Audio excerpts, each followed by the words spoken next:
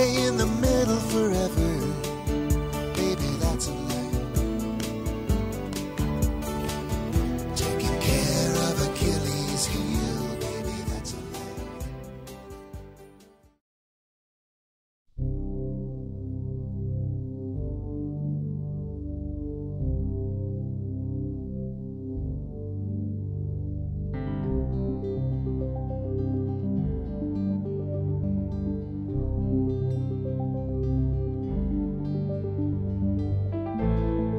Harold was born in a nondescript place.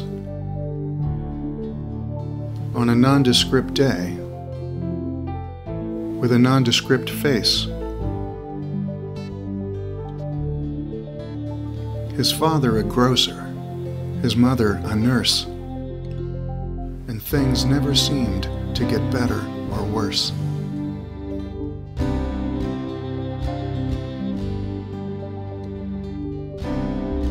They lived on a street with identical houses, gardens and fences and children and spouses.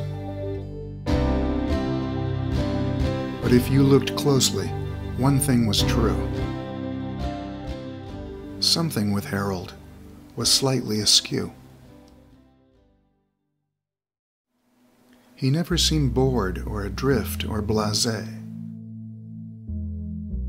He seemed only grateful to be on his way. Grateful for this, grateful for that, wire rim glasses and a little blue hat. When Harold turned 5, he developed the notion of learning to fly and walk on the ocean. He cared not a whit what others may think about whether he'd fall or whether he'd sink. When Harold turned 8 and still a short fellow, he prompted his mother to buy him a cello. Some thought it presumptuous, some thought it a spoof, but he practiced for hours on top of the roof. His father would see him alone in a chair, talking to someone when no one was there. Who were you speaking to, and why pretend? No need to fret, father, it's only a friend. When Harold turned 10, he'd run through the forest. He mastered the yo-yo and sang in the chorus. He wrote in a journal with invisible ink and stared at the sunset all orange and pink.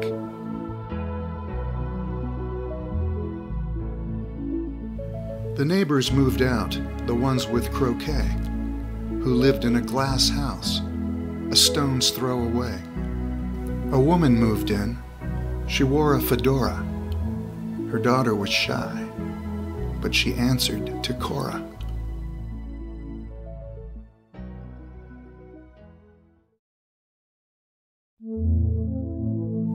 It was just about then that the dreaming began. Harold had dreamed he was drawn by a hand, belonging to someone he did not know who. As to why this would happen, he had not a clue. And drawn very quickly, without kvetch, as if there were purpose behind every sketch. Little stick figures, the houses and trees,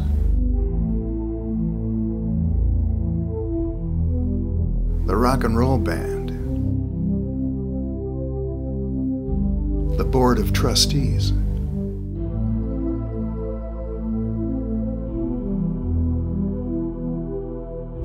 This changed his perspective, his own point of view. Wherever he was, there was something else too. But he never felt swallowed or tied to a stone, and he never felt lonely, for he wasn't alone. When Harold turned 14, his teachers suggested that Harold get his aptitude tested. It wasn't new science, new math, or old English. It's just that among them, he could not distinguish. When asked why this was, he replied with a grin, "It's all a big pool and I want to jump in."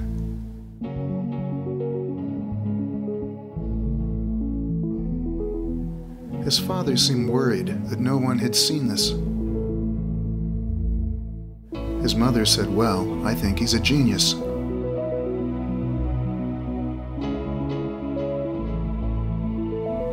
They called him a tempest inside a teacup. Whatever they called him, they finally gave up. One day walking home, he soon came across a thin yellow dog that seemed to be lost. Harold approached it and petted his head. "More to the left," the yellow dog said.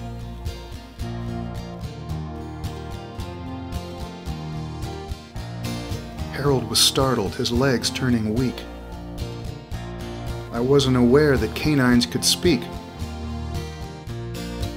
"We can and we do under certain conditions. We speak all the time, but nobody listens."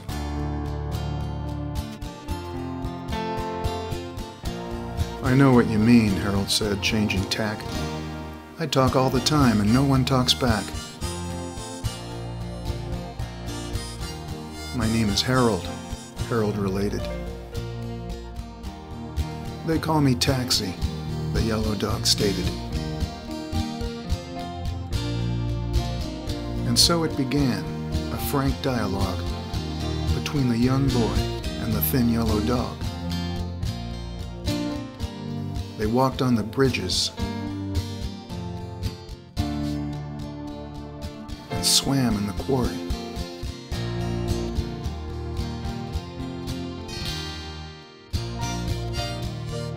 And never fell victim to sorrow or worry. For years they were close, as brother to brother. You'd never find one without finding the other. The book that they wrote was never translated. The language they spoke was the one they created.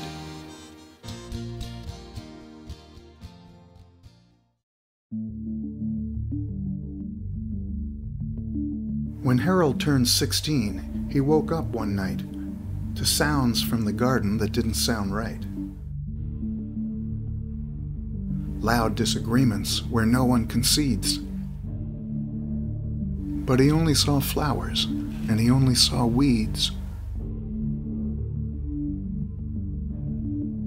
He was standing outside when a sunflower said, "Excuse me, please, mister, but you're in my bed." He saw other flowers, a fourth and a fifth, then said, "Tell me, who are you arguing with?" The flowers responded with voices like whistles. "We're being surrounded by burrs and by thistles. We need the water, and we need the seeds, for we are the flowers, and they are the weeds."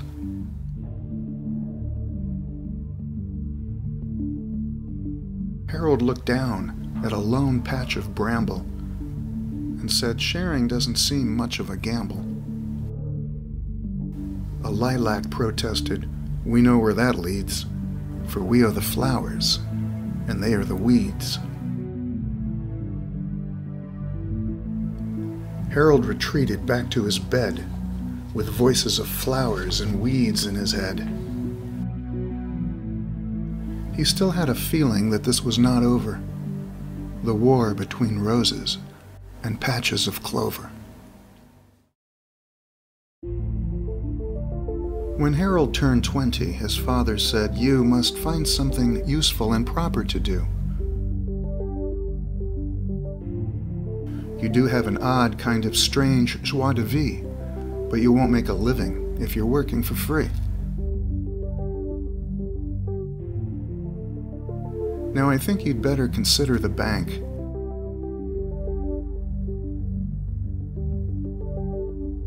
Or maybe a soldier in charge of a tank.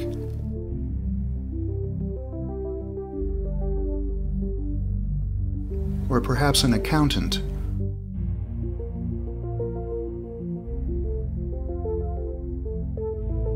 Or maybe the zoo.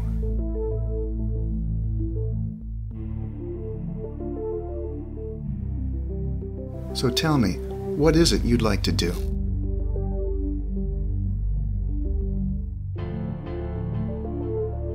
Harold said if I could work anywhere. The general store has everything there. Crayons and paper, and hammers and nails, ladders and light bulbs and buckets and pails. His father was perplexed, appalled, and deflated. His teachers were clearly exasperated.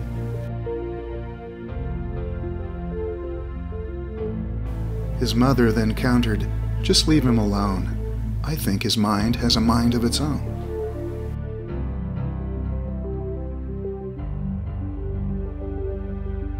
The manager there was impressed where he sat by Harold's demeanor and little blue hat. "Why should I put you in charge of a shelf? What do you have to say for yourself?"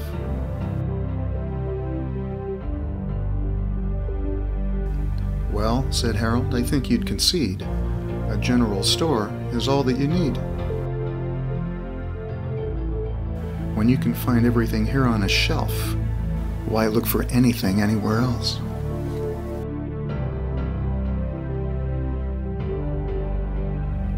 The manager smiled and said, "Well then, son, I think I can say that this interview's done." He hired him quickly, without delay, and Harold was working the very next day.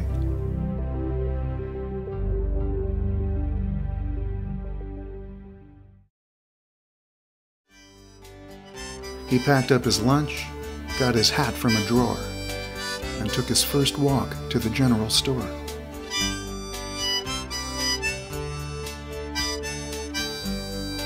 And so Harold started a life of his own, appearing to be quite content and alone. And though it might seem that his prospects were dimming, Harold's adventures were only beginning. Living here on earth isn't always worth the struggle and the grind.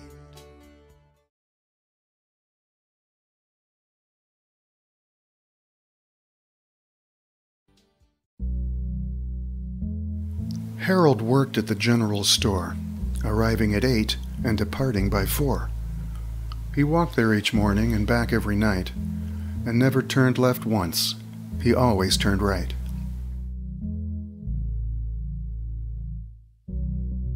He often walked in circles, you see, to get to the places he wanted to be.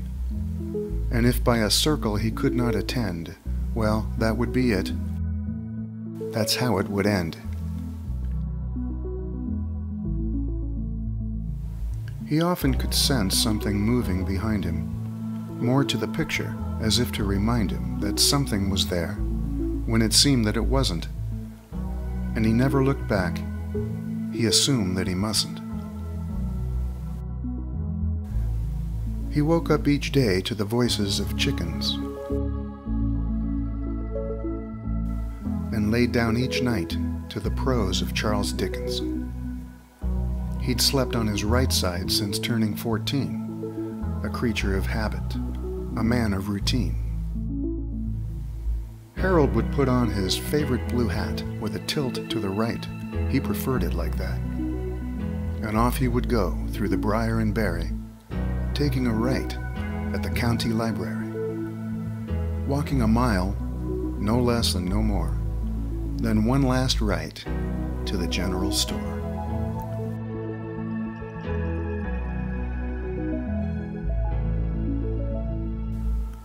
Once he was there were things there to do. There were things to be doing until he was through. He'd hang up his hat and reach for his comb, and 8 hours later, he'd walk all the way home.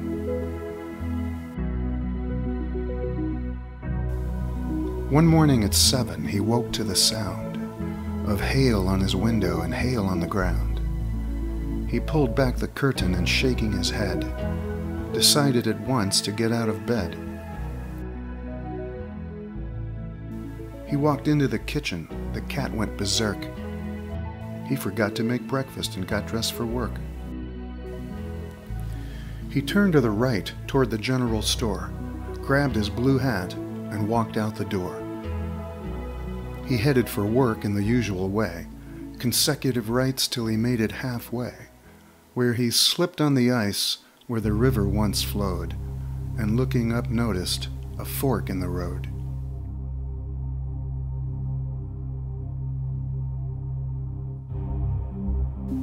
He looked to the right, and without explanation, turned to the left, without hesitation. The first thing he noticed was nothing had changed, except for the fact it was all rearranged. The little brick houses that leaned to the right now leaned to the left, as if out of spite. When suddenly someone emerged just like that, a stick-figure girl in a lovely red hat. And staring, he asked, "What is your name, madam?" "Cora," she said, and she stared right back at him. Then said to Harold, "Pray tell, who are you? I can see from your face you're a stick figure too." "I'm Harold," said Harold, "and I think that I'm lost. I meant to turn right, but I slipped on the frost.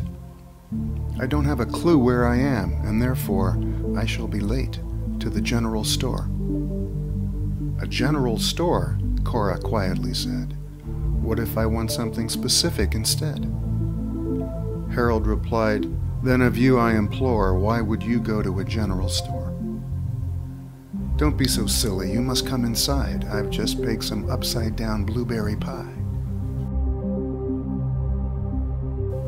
"But I'll be late," cried Harold in horror. "I've never been late." "Well, you are now," said Cora. Now, having skipped breakfast, he thought he might try a slice of that upside-down blueberry pie. It sounded unusual, slightly suspicious, but on the other hand, slightly delicious.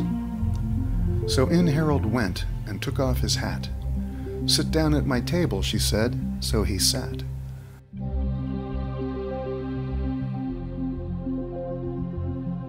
"What a wonderful hat," said the girl made of sticks.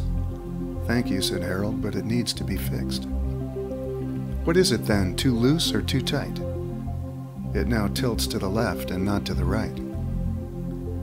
"Now that seems peculiar, almost profound. Mine tilts to the right, not the other way round." And as they began to chitter and chatter, the time passing by did not seem to matter, till finally a teapot whistled and broke the spell they were under, and then no one spoke. "Let's go for a walk," said Cora at last. "The sun has come out, the hailstorm has passed." And Harold, be smitten, walked through the door, completely forgetting the general store. They wandered along, turning left as they went, through a dark forest with trees that were bent, then into a city so sprawling it seemed something that Harold could only have dreamed, and then to a place Harold been to before, the very locale of the general store, but now in its place, and quite monolithic, a store with nothing but all things specific. "This is the place where I work," Cora uttered. Harold replied, "It's so jumbled and cluttered. How would I find something general there?" "Specifically," Cora said, "I'm not aware." Now Harold was feeling highly unusual, somewhat relaxed, yet somewhat confusional. "It's getting late," Cora remarked. Let's retrace our steps and get back before dark. And then through a field where sunflowers grew, through meadows and alleys and other things too. They retraced their steps, or so they intended, and then all at once, their retracing ended.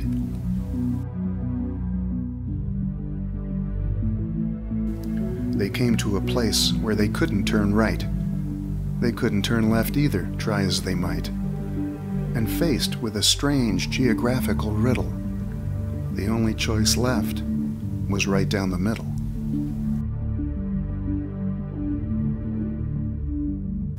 They looked at each other, then looked down the road, at little brick houses with lawns that were mowed, white picket fences, the freshest of air.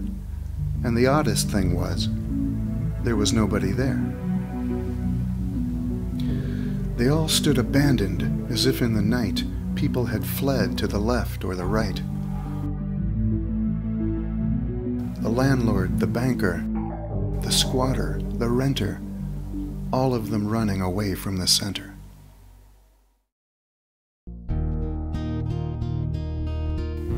Harold asked Cora, "Oh, where will I sleep? Where will I work, and where will I sweep?" Cora said, "Harold, we'll sleep side by side, with no one around us and nothing to hide."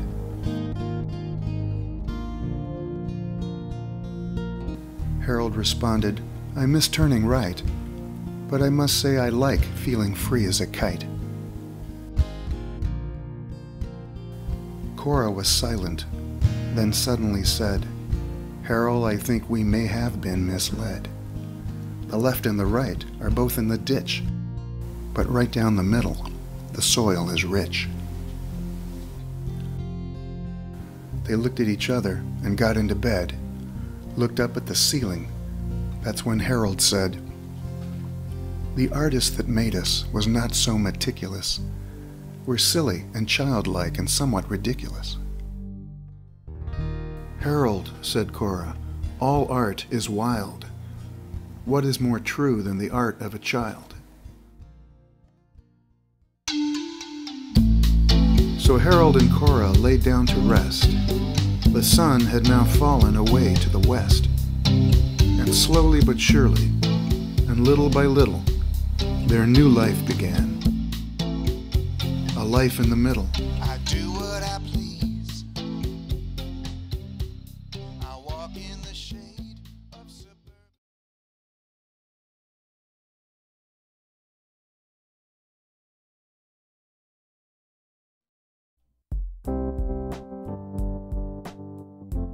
Harold and Cora lived on a street where the right and the left conveniently meet.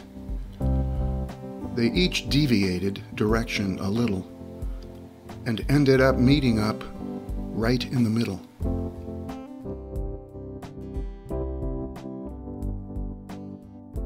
Every morning they woke up together, decided on breakfast, and checked out the weather. Then off they would go, without wasting time, to the Harold and Cora nickel and dime, where a comb or a pen or a cherry popsicle would cost anywhere from a dime to a nickel.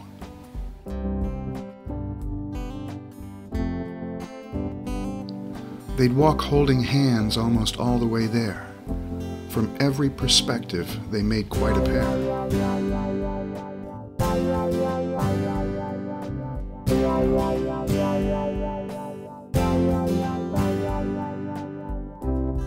Skipping flat rocks when the lake turned to ice. And they never got bored, not once and not twice.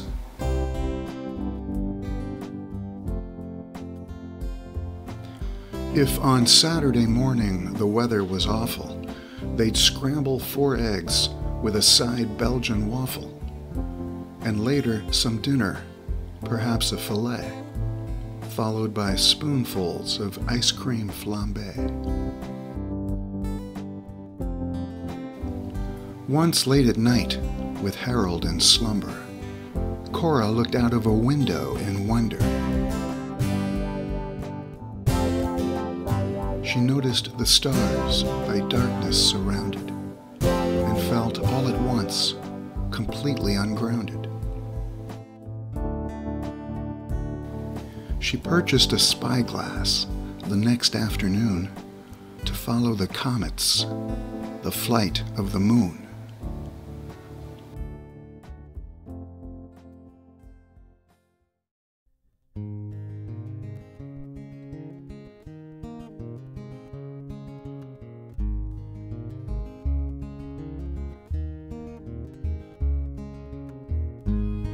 Harold played cello. He'd done so for years. He played by the window where Cora could hear. She watched him in silence, one piece of the story, the both of them lost in a singular glory. And so it went, in patterns and rhythm, Harold with Cora, and Cora there with him. Life was a pocket of vibrating strings, filled with the promise of very small things. One summer evening, a truck stuffed galore pulled into the driveway directly next door. A man and a woman with two Siamese cats entered the dwelling, both wearing hats. Harold and Cora stood cheek to cheek. They pulled back the curtain and both took a peek. The neighbors projected a friendly mayhem and stared out the window right back at them. For years they would notice their comings and goings, a tip of the hat, the trimmings and mowings. And then, out of nowhere, a sign on the lawn. No cats in the window. The neighbors were gone.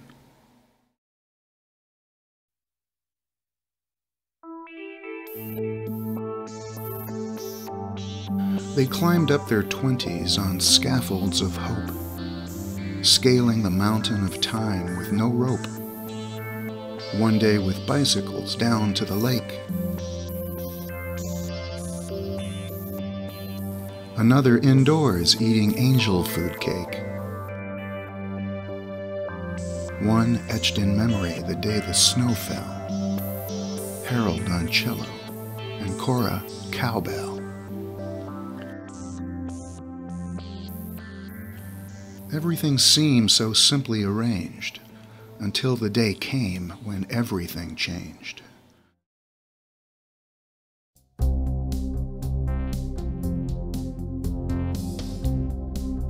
One morning at work, while sweeping the floors, Harold discovered an aisle of doors. From one he could touch to the very remotest, an alley of doorways he never had noticed. "Oh, Cora, come quickly, come see what I see," Harold exclaimed with unbridled glee. They couldn't believe as they stood by each other, the aisle of doors, one after another. A door on the left had a small sign that read, "Not what you're thinking." That's what it said. A door on the right, a tad broken down, supported a sign that read, "Upside down." Cora said, "Upside down, that sounds like fun." Harold said, "Why not? Let's go through that one." As soon as they entered, a tiny man said, "They call me Goliath." He stood on his head. The place seemed congested, yet somehow uncrowded. "Now listen up," the tiny man shouted. "Here the sun isn't yellow, but turquoise instead. And when we are tired, we get out of bed.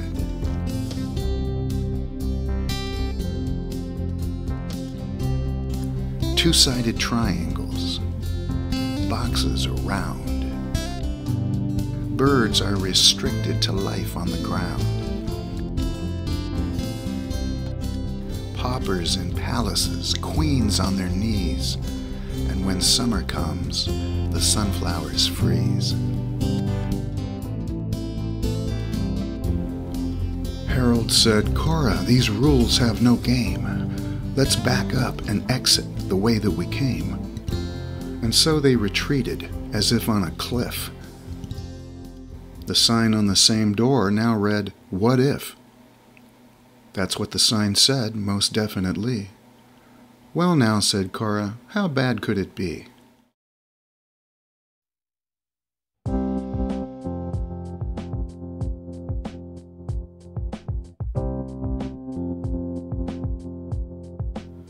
They both took a step. The lighting was dim. In front of Harold, a version of him. He drew back and squinted, pale as a swan, and reached out for Cora. But Cora was gone.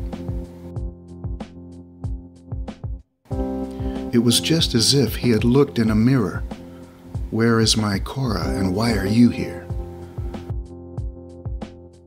"Well, my dear Harold," the second one said, "here you turned right and not left instead."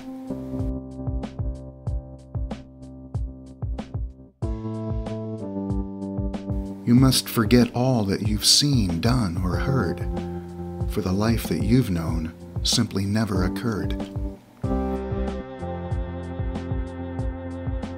There was no Cora, no blueberry pie,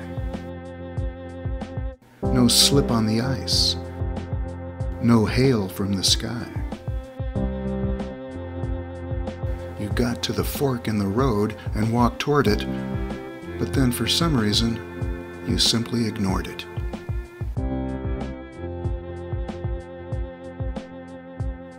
Harold said, "What is it you are proposing?" Then noticed the doorway behind him was closing.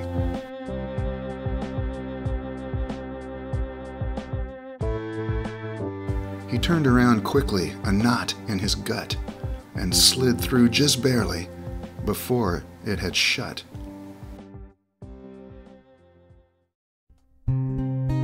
Cora was standing beside him again. She said, "Tell me now, Harold, where have you been? You left me alone for such a long time, all by myself at the nickel and dime."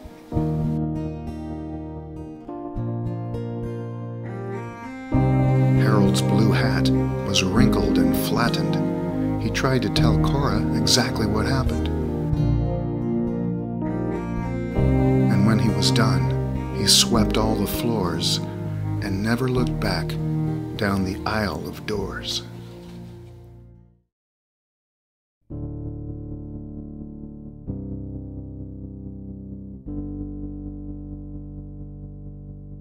A few days went by, and then a few months without ever speaking about it, not once. When Harold said, "Cora, your birthday's next week. How about a picnic down by the creek?" Cora replied, "Let's walk down to the shore and both take a chance on a different door." Harold, reluctant, but curious too, said, "Well, if that's what you want, then that's what we'll do."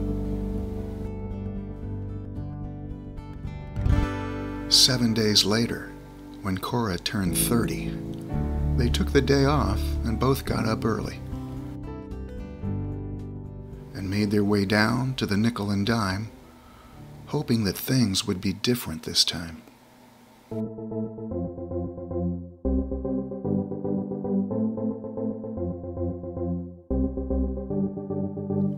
They found themselves reading mysterious signs, walking in tandem like parallel lines, alert and attentive, not wanting to miss one, till Cora stopped walking and said, "Look at this one."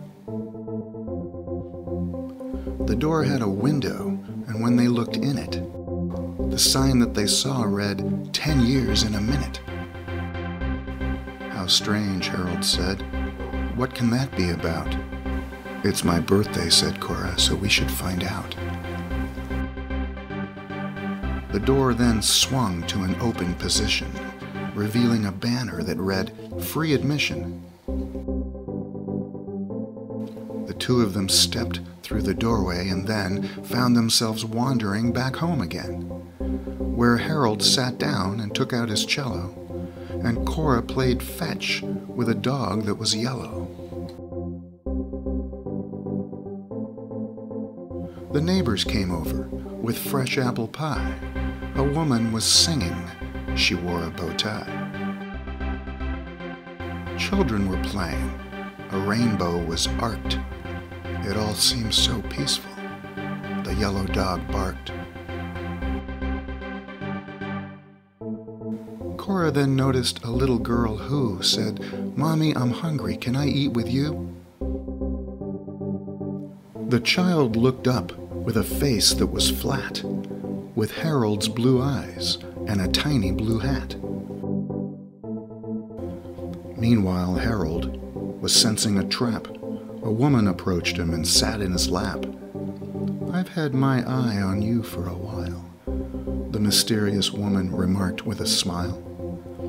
Before he responded, the woman was gone and playing croquet on the manicured lawn.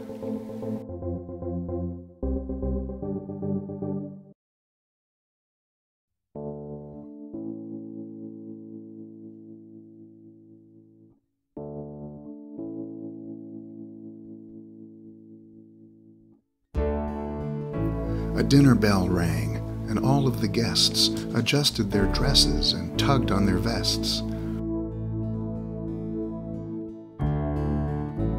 They entered the front door in search of fondue. Harold and Cora followed them through. The moment they stepped into the dwelling, it wasn't the smell of fondue they were smelling. And suddenly then, with no sense of time, they found themselves back at the Nickel and Dime. People were singing. They heard someone say, "Best wishes, Cora, you're 40 today." Harold and Cora stared straight ahead, hoping to wake up back home in bed. Cora then uttered, "There's no way to spin it. It seems to have been 10 years in a minute." Shocked and bewildered, they walked for a while, down by the river for maybe a mile.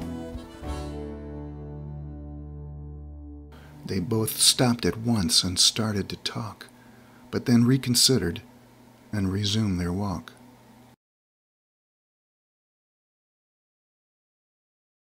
Later that night, while laying in bed, Cora turned to Harold and said, "Life is mysterious, a kaleidoscope, a palace of mirrors, a slippery slope." Harold responded, "Those infinite visions all come down to single decisions." "I'm glad we're together. I'm glad we're alive. I hope that tomorrow you're not 45. But if you are, then instead of our chores, let's take one last walk down the aisle of doors." Cora was laughing and sat up in bed, stared straight at Harold and finally said, "If curiosity did kill the cat, it might have been worth it. I see it like that." The next morning early, they walked one last time to the Harold and Cora Nickel and Dime.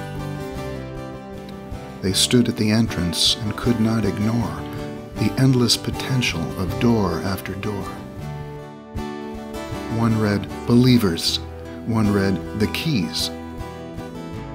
Another read, "Strangers." Then, "Voices of Trees." One read, "The Engine Under the Hood." Another read, "One Way," and that's where they stood. Harold was nervous, unclear what it meant. Cora, akimbo, her green eyes intent, leaned back on her heels, then lifted a shoe, pushed the door open, and quickly stepped through.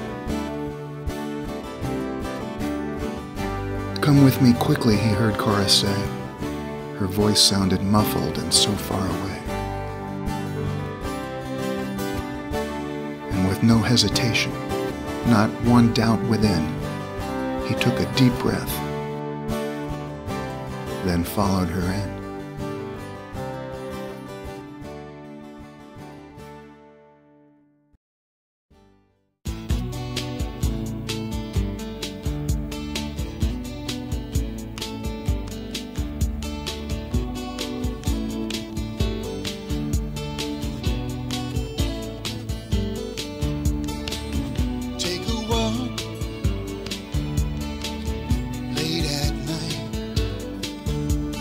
Never come back. That's a life. Fork in the road, left or right. You can stay in the middle forever. Baby, that's a life. Taking care of Achilles' heel. Baby, that's a life. Any slide on the karmic wheel, baby, that's a life.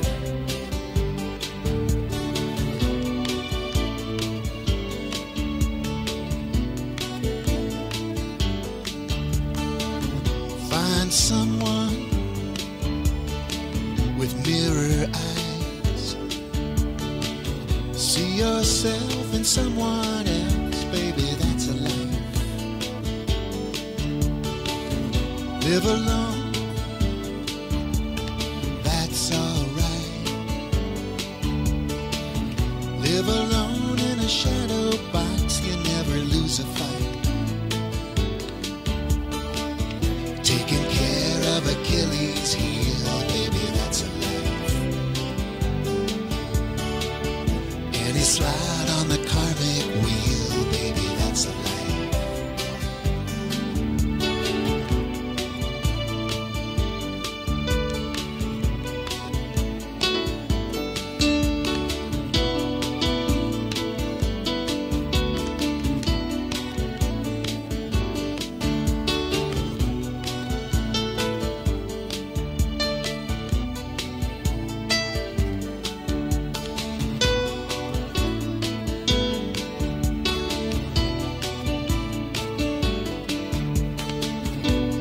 It's strong. Stay with your wife. Don't be a clown. Don't look around, baby, that's a life.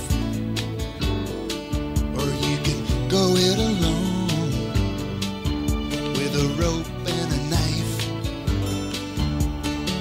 Maybe a bottle of vintage red, baby, that's a life.